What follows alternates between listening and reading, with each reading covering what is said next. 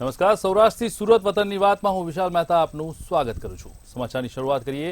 મહત્વપૂર્ણ breaking news આવી રહ્યા છે સુરતથી। સુરતના વરાછામાં મોબાઈલ ચોરીની ઘટના સામે આવી છે।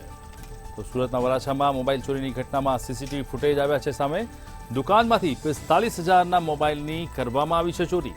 આ ચોરીના સમગ્ર ફૂટેજ સીસીટીવી ફૂટેજ સામે આવ્યા છે અને તેના આધારે વેપારી લઘુશંકા કરવા ગયા હતા તે દરમિયાનમાં ચોરીને આકાર આપવામાં આવ્યો હોવાનું સામે આવ્યું છે।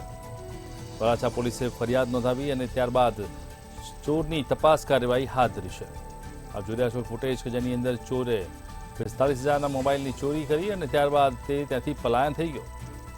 સુરતના વરાછા વિસ્તારમાં 45,000ના મોબાઈલની ચોરીની ઘટના નોંધાઈ છે અને તેના આધારે પોલીસે તપાસ કાર્યવાહી તેજ કરી છે।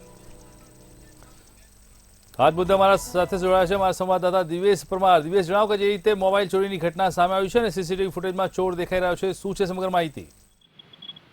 ચોક્કસથી આ જે સમગ્ર ઘટના છે તે સુરતના વરાછા વિસ્તારમાં આવેલી દયાપ્રદ સોસાયટી છે ત્યાંની છે અને આ વિસ્તારમાં જે છે તે એક બ્યુટી પાર્લરની દુકાન છે અને બ્યુટી પાર્લરની દુકાનમાં જ્યારે દુકાનદાર છે તે લઘુશંકા કરવા માટે બહાર ગયો હતો તે દરમિયાન વસ્તુ ખરીદવાના બહાને એક વ્યક્તિ આવ્યો હતો અને દુકાનની અંદર કોઈને ન જોતા આ દુકાનના કાઉન્ટર પર પડેલો જે 45,000નો મોબાઈલ હતો તે મોબાઈલ તપડાવીને જેથી પલાયન થઈ ગયો હતો। મહત્વનું કહી શકાય સમગ્ર ચોરીની જે ઘટના છે તે ત્યાં લાગેલા સીસીટીવી કેમેરામાં કેદ થઈ ગઈ હતી અને આ ચોર જે છે તે આબાદ સીસીટીવીમાં ઝડપાઈ ગયો હતો। તે સમગ્ર મામલે દુકાનદારે વરાછા પોલીસ મથકમાં ફરિયાદ નોંધાવી છે અને આ આધારે પોલીસ સીસીટીવીના માધ્યમથી ચોરને પકડવાના ચક્રો ગતિમાન કર્યા છે। દિવેશ, જે રીતે અત્યારે હાલમાં સમગ્ર ઘટના સીસીટીવીમાં સામે તો આવી છે, પરંતુ હવે ચોરને પકડવા માટે પોલીસે કવાયત શું હાથ ધરી છે? ચોક્કસ જે પ્રકારે આ દુકાનના સીસીટીવી છે અને ત્યાંથી અલગ અલગ પ્રકારે સીસીટીવી જે છે તે ફૂટેજ તપાસવામાં આવી રહ્યા છે અને સીસીટીવીના આધારે પોલીસ જે છે તે ચોર સુધી પહોંચવાના પ્રયાસો છે તે કરી રહી છે। કારણ કે જે પ્રકારે સુરત શહેરની અંદર સીસીટીવી નેટવર્ક ઉભું કરવામાં આવ્યું છે ને આ નેટવર્કના આધારે જ ચોરને પકડવા માટે પોલીસને મહદઅંશે સફળતા મળતી હોય છે।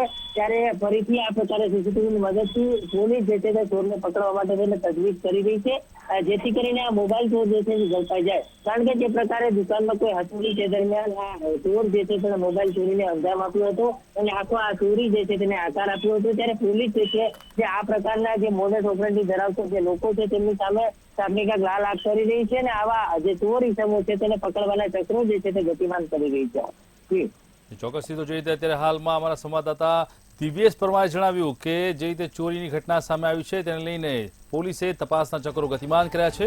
સીસીટીવી ફૂટેજમાં ચોરનો ચહેરો તો સ્પષ્ટ થઈ ગયો છે, પરંતુ હવે ચોરના ગિરેબાન સુધી પહોંચવા માટે પોલીસે તપાસ કાર્યવાહી તેજ કરી છે।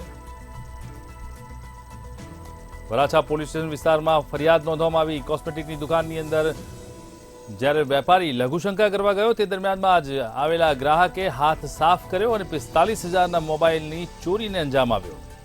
સમગ્ર ઘટના સીસીટીવી ફૂટેજમાં કેદ થઈ ગઈ છે અને તેના આધારે ચોરનો ચહેરો સામે આવતા પોલીસે ચોરના ગિરબાન સુધી પહોંચવા માટે તપાસનો તખતો તૈયાર કર્યો છે।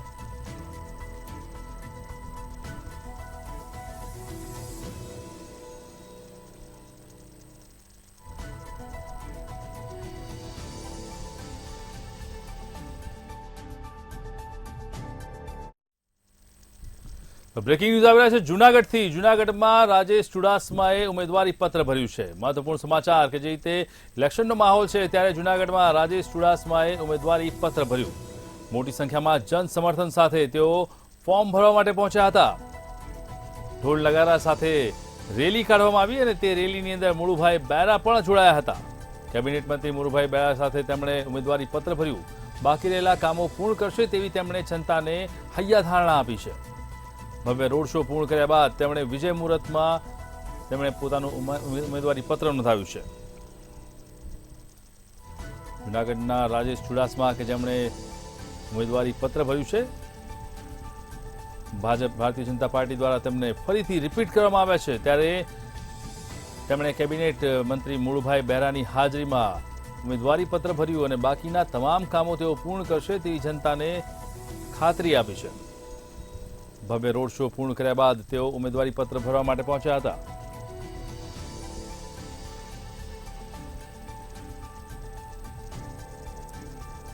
જૂનાગઢના રાજેશ ચુડાસમા કે જેમણે આજે ઉમેદવારી પત્ર ભર્યું છે.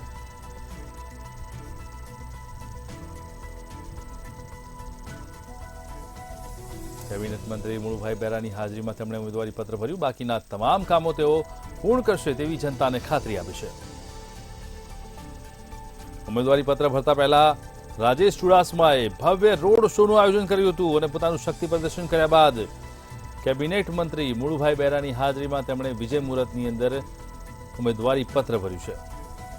મોટી સંખ્યામાં જન સમર્થન મળી રહ્યું છે. ભારતીય જનતા પાર્ટીએ ફરીથી તેમને રિપીટ કર્યા છે, ત્યારે ભારતીય જનતા પાર્ટીનો વિશ્વાસ અને જનતાનો સહયોગ ભવ્ય રોડ શો સાથે ઉમેદવારી પત્ર ભરવામાં આવ્યું. જુનાગઢ સંસદીય વિસ્તારના ઉમેદવાર રાજેશભાઈ ચુડાસમાનું વાત્યગત્ય ઉમેદવારી પત્ર ભર્યું છે. ખૂબ મોટી સંખ્યામાં કાર્યકર્તાઓ જુનાગઢ અને ગીર સોમનાથ જિલ્લામાંથી અહીંયા આવ્યા હતા અને આખા જુનાગઢ શહેરમાં એક ભવ્ય રેલી પણ થઈ હતી. ઠેર ઠેર જગ્યાએથી જુનાગઢ નગરજનો પણ ખૂબ જ આવકાર આપતા હતા અને હમણાં જ રેલી સંપન્ન થયા પછી આપણા લોકપ્રિય જુનાગઢના ઉમેદવાર રાજેશભાઈ ચુડાસમાએ પોતાનું ઉમેદવારી પત્ર ભર્યું છે. જુનાગઢ લોકસભા બેઠક પરથી આજે ભાજપમાંથી રાજેશભાઈ ચુડાસમાએ જે ઉમેદવારી પત્ર જે ભર્યું છે, આપણી સાથે રાજેશભાઈ આજે ઉમેદવારી ફોર્મ ભર્યું છે, શું કહેશો, કઈ રીતની હવે રણનીતિ? ખાસ કરીને આજે જુનાગઢ લોકસભાના ઉમેદવાર તરીકે ઉમેદવારી પત્ર ભર્યું છે ત્યારે ખૂબ મોટી સંખ્યામાં કાર્યકર્તાઓ અને શહેરીજનોએ સાથ અને સહકાર આશીર્વાદ આપવા માટે આવ્યા હતા, ત્યારે હું એમનો ખૂબ ખૂબ આભાર માનું છું. સાથે સાથે એ ઉત્સાહ બતાવી રહ્યો છે કે આવનારા સમયમાં અમે ખૂબ મોટી લીડથી આ જુનાગઢ લોકસભા જીતી. વચનો આપ્યા છે આપે જે બાકી રહી ગયું? આ વચનો, તમામ વચનો અમે પૂરા કર્યા છે, પણ જુનાગઢને ફાટક મુક્ત બનાવવું આવનારા 5 વર્ષમાં એ અમારી પ્રાયોરિટી છે. તો આ હતા રાજેશભાઈ ચુડાસમા કે જેમણે ત્રીજી વાર ભાજપે ભરોસો મૂકી અને જે ઉમેદવાર તરીકે જાહેર કર્યા છે અને આજે ઉમેદવારી પત્ર છે તે રાજેશભાઈ ભર્યું છે અને જે વચન બાકી રહી ગયું છે ફાટક મુક્ત જુનાગઢનું, તે વચન આગામી સમયમાં પૂર્ણ કરશે તેવી બાંહેધરી આપી હતી. અમારા બખાઈ મંતવ્ય ન્યૂઝ જુનાગઢ. તો વાત કરીએ જુનાગઢમાં જે રીતે રાજેશ ચુડાસમાએ ઉમેદવારી પત્ર ભર્યું અને ત્યારબાદ મોટો જનસેલાબ આવ્યો. મોટી સંખ્યામાં જનસમર્થન સાથે તેઓ ઉમેદવારી પત્ર ભરવા માટે પહોંચ્યા હતા. કેબિનેટ મંત્રી મુળુભાઈ બેરા પણ ત્યાં હાજર રહ્યા હતા અને તેમણે વિજય મુહૂર્તમાં ઉમેદવારી પત્ર ભર્યું હતું.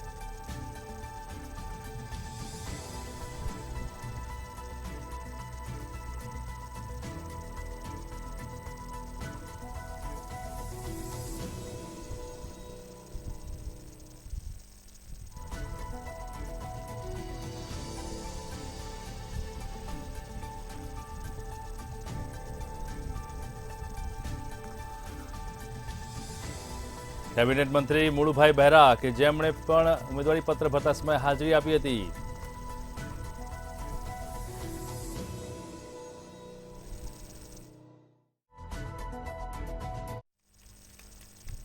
તો વાત કરીએ રાજકોટની. રાજકોટમાં ભાજપના ઉમેદવાર પરસોત્તમ રૂપાલા કે જે છેલ્લા થોડા દિવસથી ચર્ચાનો વિષય બન્યા છે, તેમણે પણ આજે વિજય મુહૂર્તમાં ફોર્મ ભર્યું છે. બહુમાળી ચોક ખાતે તેમણે જંગી સભા સંબોધી અને ત્યારબાદ રેલી દરમિયાન તેમણે શક્તિ પ્રદર્શન કર્યું અને ત્યારબાદ તેમણે કાર્યકર્તાઓના સમર્થન સાથે ઉમેદવારી પત્ર ભર્યું છે.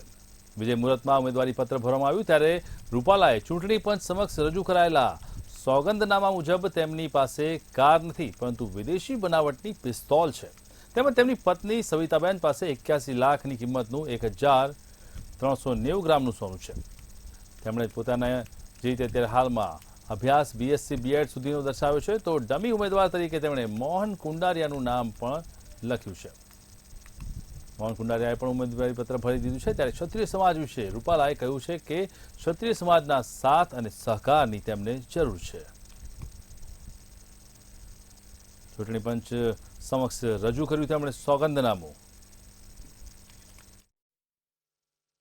કાર્યકર્તાઓએ અને નાગરિકોએ આશીર્વાદ વરસાવ્યા છે.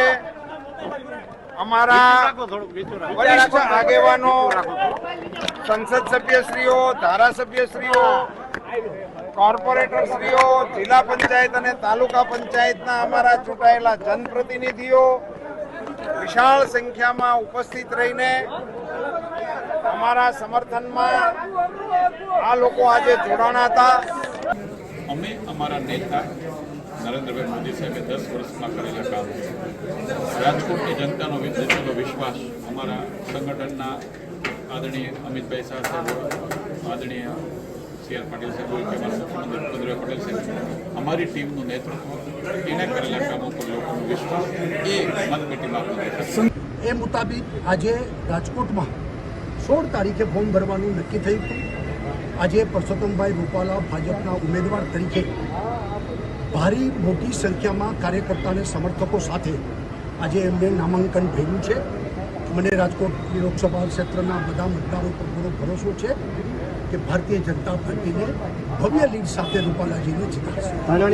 રાજકોટ લોકસભાના ઉમેદવાર પરસોત્તમ રૂપાલા આજે નામાંકન ફોર્મ ભરવા માટે કલેક્ટર કચેરી આવ્યા છે. ત્યારે આપને દ્રશ્ય દેખાડવા માંગીશ કે બહોળી સંખ્યામાં જે સંખ્યાબદ્ધ કાર્યકર્તાઓ અને મોટા નેતાઓ છે તે ઉપસ્થિત છે. તેમના વચ્ચે આજે નામાંકન ફોર્મ છે તે ભરવામાં આવ્યું. આપણી સાથે ધારાસભ્ય ઉદય કાનગડ છે, એમની સાથે વાત કરશું. ઉદયભાઈ, શું કહેશો? આજે નામાંકન ફોર્મ ભરવા માટે આવ્યા છો, કાર્યકર્તાઓમાં ખૂબ ઉત્સાહ દેખાડો. સમગ્ર દેશ, ગુજરાત અને રાજકોટ ત્રીજી વખત આ દેશના પ્રધાનમંત્રી તરીકે ગુજરાતના પનોતા પુત્ર નરેન્દ્રભાઈ મોદી સાહેબ બેસે, એના માટે બધા ખૂબ ઉત્સાહ અને ઉમંગમાં છે. ત્યારે રાજકોટના ઉમેદવાર પરસોત્તમભાઈ રૂપાલા સાહેબ માટે ખૂબ જ મોટી સંખ્યામાં લોકો આશીર્વાદ આપવા આવેલા, કાર્યકર્તાઓ, દરેક સમાજના લોકો, અને આજે એમનું ફોર્મ ભર્યું છે. અને આ રાષ્ટ્ર માટે, ભારત માટે ભારતીય જનતા પાર્ટીની સરકાર અને નરેન્દ્રભાઈ મોદી ખૂબ જરૂરિયાત છે આ દેશને અત્યારે.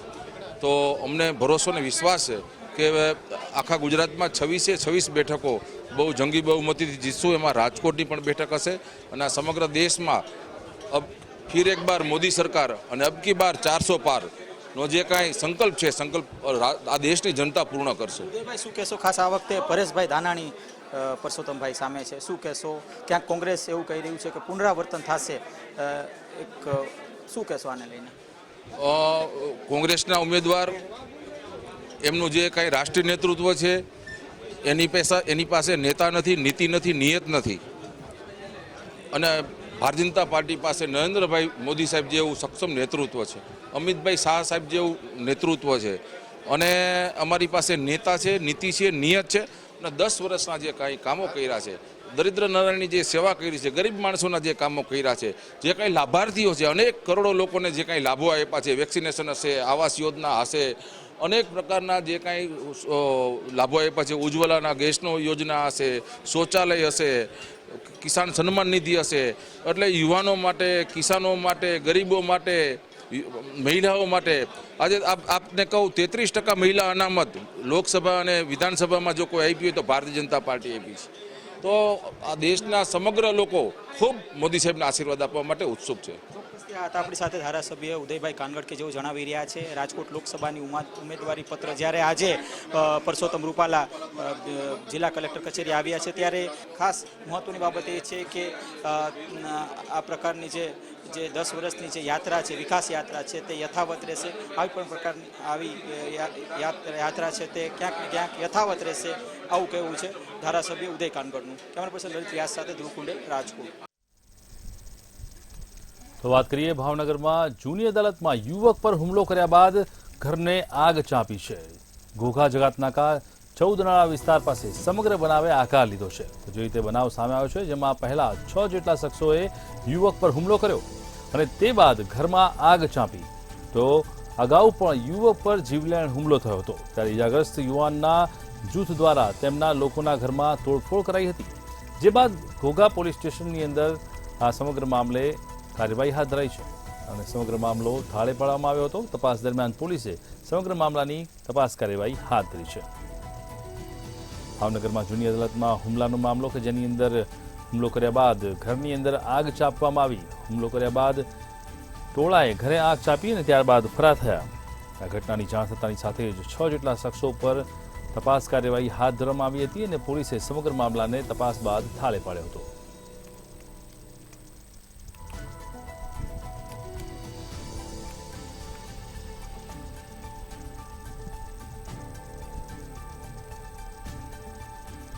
ભાવનગરમાં જૂની અદાલત પાસે હુમલાનો બનાવ સામે આવ્યો છે, જેમાં એક યુવક પર જીવલેણ હુમલો કરવામાં આવ્યો. હુમલો કર્યા બાદ તેના ઘરમાં આગ ચંપી કરવામાં આવી અને 6 શખ્સો ત્યાંથી ફરાર થઈ ગયા. ઘટનાની જાણ થતાની સાથે જ પોલીસમાં ફરિયાદ કરવામાં આવી અને ત્યારબાદ પોલીસે સમગ્ર ઘટનાની હકીકત ધ્યાને લઈ અને તપાસ કાર્યવાહી શરૂ કરી અને અંતે મામલાને થાળે પાડ્યો છે.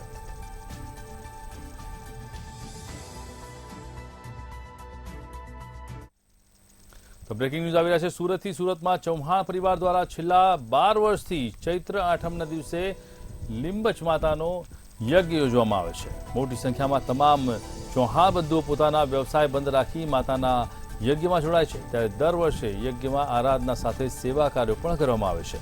પરંતુ હાલ ઉનાળાની સિઝન ચાલી રહી છે, જેને લઈને ચૌહાણ પરિવાર દ્વારા એક નિર્ણય લેવાયો હતો અને તમામ બંધુઓને પોતાના ઘર આંગણે કે દુકાને પંખીઓ માટે પીવાનું પાણી મળે તે માટે કુંડા વિતરણ કર્યું છે.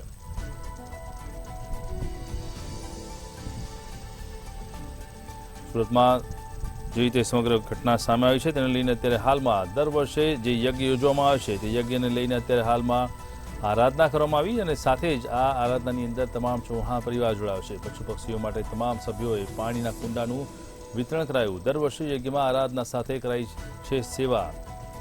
મહત્વપૂર્ણ છે કે જે રીતે સમગ્ર મામલો સામે આવ્યો છે ત્યારે પશુ પક્ષીઓ માટે તમામ સભ્યોને પીવાના કુંડાનું વિતરણ કરવામાં આવ્યું છે. સુરતમાં સોરઠિયા વાળંદ ચૌહાણ પરિવારનો અનોખો યજ્ઞ જોવા મળ્યો છે, જેની અંદર તમામ બાબત સામે આવી છે.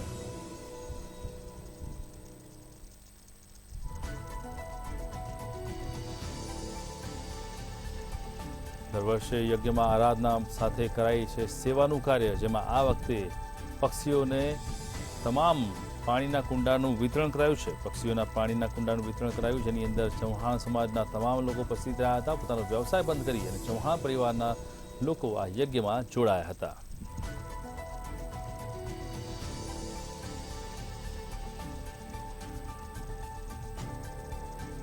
પશુ પક્ષીઓ માટે તમામ સભ્યોએ પાણીના કુંડાનું વિતરણ કર્યું છે.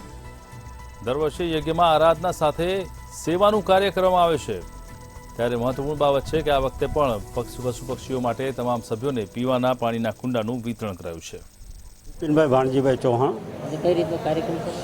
આજે ચૈત્રી આઠમ નિમિત્તે સમગ્ર ચૌહાણ પરિવાર વતી અહીંયા માં લીંબોચ, માં ખોડિયાર અને ગાત્રાળમાંનો હવન કરવામાં આવે છે અને છેલ્લા 10 થી 12 વર્ષથી આ કાર્ય અમે કરીએ છીએ. આજના કાર્યક્રમની અંદર ખાસ વિશેષતા એ છે કે પશુ પંખી માટે કુંડાનું વિતરણ કરવામાં આવ્યું છે અને દરેક પરિવારના સભ્યો અહીંથી કુંડા લઈ જશે અને પોતપોતાના. કેતનભાઈ ઉકાભાઈ ચૌહાણ. આજે અમારા ચૌહાણ પરિવારનો આ ચૈત્રી આઠમના નિમિત્તે હવન કરીએ છીએ. સમૂહ પરિવાર બધા ભેગા થઈએ અને હવન કરીએ, માતાજીના નૈવેદ્ય કરીએ અને જમણવાર ગોઠવીએ છીએ. અને આજે અમે એવું નક્કી કર્યું છે કે હરેક પરિવારને અમારે ઘરે ઘરે બધાને પાણીના કુંડા, જે કે ઉનાળો છે એના હિસાબે પાણીઓ પક્ષીઓને પાણી પીવા માટેના કુંડા વિતરણ કરવાના છીએ અમારા પરિવારના હરેક સભ્યોને. કેમ કે અત્યારે ઉનાળો છે એના હિસાબે શું છે કે પક્ષીઓને તડપતા હોય પાણી માટે, તો હરેક પરિવારમાં આ હકીકત હોવું જોઈએ કે આ લોકો આવા કાર્યક્રમો કરે અને આ પર્યાવરણનું બચત કરે. વાત કરી દ્વારકાના દરિયાકાંઠેથી ₹44 લાખ અને 857 ગ્રામનો ચરસનો જથ્થો મળી આવ્યો છે. એસઓજીની ટીમે બિનવારસી હાલતમાં મળેલા ચરસના જથ્થાને લઈને એનડીપીએસ એક્ટ હેઠળ કાર્યવાહી હાથ ધરી છે અને એસઓજી પોલીસે તપાસ કાર્યવાહી તેજ કરી છે. 2.5 કરોડની આસપાસનો ચરસનો જથ્થો મળી આવતા તપાસ તેજ કરવામાં આવી છે અને આ જથ્થો કોણ મૂકી ગયું છે અને તે ક્યાંથી લાવવામાં આવ્યો છે તે અંગેની તપાસ કાર્યવાહી કરવા માટે ઊંડી તપાસ શરૂ કરાઈ છે.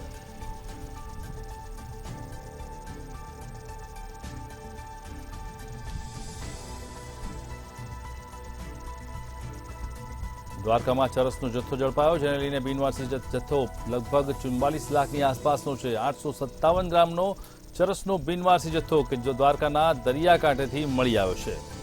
બિનવારસી હાલતમાં મળેલો ચરસનો જથ્થો, જેને લઈને એસઓજી પોલીસે તપાસ કાર્યવાહી હાથ ધરી છે. આખરે આ ચરસનો જથ્થો ક્યાંથી આવ્યો, તેને કોણ મૂકી ગયું, તે તમામ હકીકતોને જાણવા માટે પોલીસે તપાસનો તખ્તો તૈયાર કર્યો છે. દરિયાકાંઠેથી અગાઉ પણ આ રીતે બિનવારસી ચરસ મળી આવ્યું છે, ત્યારે ફરી એકવાર ચરસનો જથ્થો મળી આવતા પોલીસે તપાસ કાર્યવાહી તેજ કરી છે. દ્વારકા કિનારે પાસેથી 44 લાખ એટલે કે લગભગ 2.5 કરોડનો ચરસનો જથ્થો મળી આવ્યો છે. ના રોજ દ્વારકા ખાતે હોટેલ સ્કાય કમ્ફર્ટના બીચની સામેના પથ્થરોમાં એક બિનવારસી પેકેટ મળી આવેલ, જે પેકેટની ચકાસણી કરતા તે ચરસ હોવાનું માલુમ પડેલ,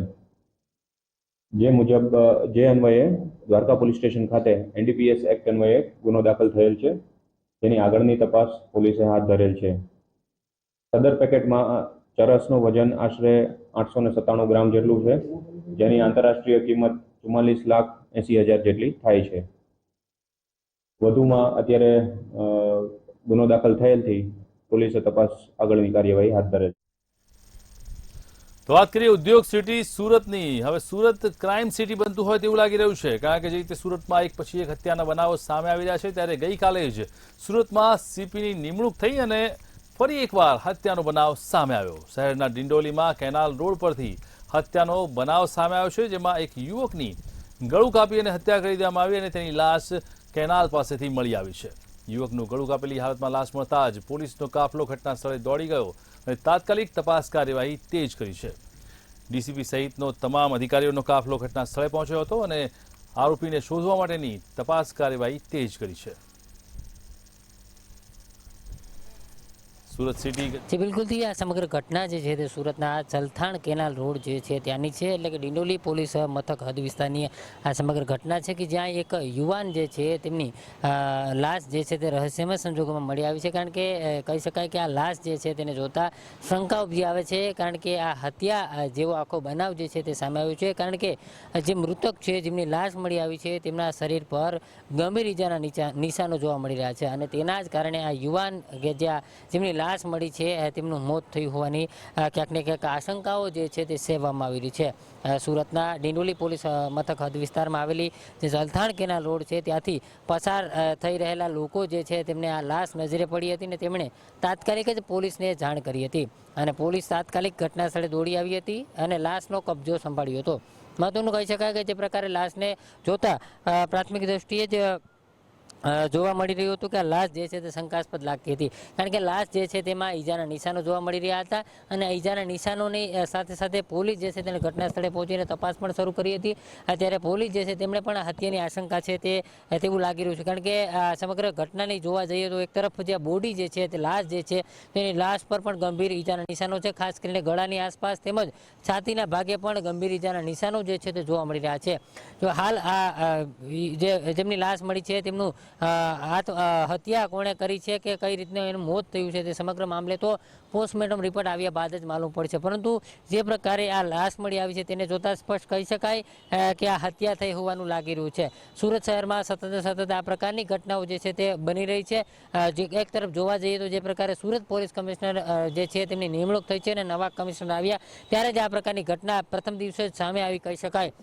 જે પ્રકારે સુરતના ડિંડોલી વિસ્તારમાં આ લાશ મળી આવી છે, હાલ લાશનો કબજો પોલીસે સંભાળી લીધો છે. લાશને PM અર્થે હોસ્પિટલ પણ ખસેડવામાં આવી છે, પરંતુ લાશ કોની છે, ક્યાંથી આવી છે, કોણે હત્યા કરી છે કે કેમ તે સમગ્ર મામલે પોલીસે તપાસ શરૂ કરી છે. હાલ તો લાશ કોની છે, આ વ્યક્તિ કોણ હતો તેની તપાસ પણ પોલીસે શરૂ કરી છે. તપાસના અંતે સમગ્ર મામલો સામે આવે છે. ખરેખર આ સમગ્ર ઘટના શું હતી અને કોઈએ હત્યા કરી છે તો હત્યારો કોણ છે તે તમામ બાબતે પોલીસ જે છે તે તપાસ હાથ ધરી છે અને આ સમગ્ર મામલે જે તે દિશામાં પોલીસે તપાસ શરૂ કરી છે. હાલ તો આ લાશ જે છે તે કોની છે તે અંગે પણ જે આ યુવાન કોણ છે તે અંગે પણ પોલીસે તપાસ અને પૂછપરછ જે છે તે શરૂ કરી છે. તપાસના અંતે ખ્યાલ આવશે કે આ યુવાન જે મરનાર યુવાન છે તે કોણ હતો. જી તો સમાચારમાં અત્યારે બસ આટલું જ. મહત્વના સમાચાર માટે જોતા રહો મંતવ્ય ન્યૂઝ. નમસ્કાર.